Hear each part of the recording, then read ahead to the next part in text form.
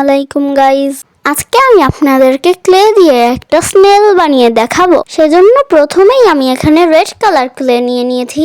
এখন orange colour clay নিয়ে লম্বা করে নিচ্ছি।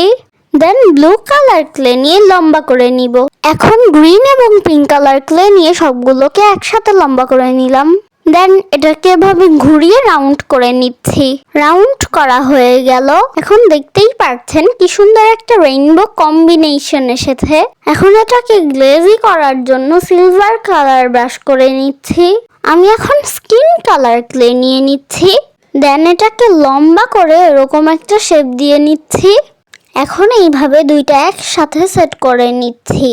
এখন এটা সেট করা হয়ে গেলে কালো কালার ক্লে নিয়ে লম্বা করে নিচ্ছি। এখন এইভাবে কালো কালার ক্লে নিয়ে স্নেলের হর্ন বানিয়ে নিলাম।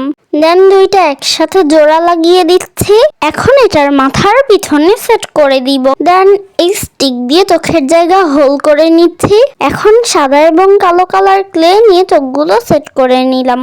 দেন কালো কালার ক্লে দিয়ে এটার কিউট স্মাইলটা সেট করে দিচ্ছি। এখন পিঙ্ক কালার মার্কার দিয়ে এটাকে আরো কিউট করে দিচ্ছি। তো আমাদের স্নেল রেডি হয়ে গেল।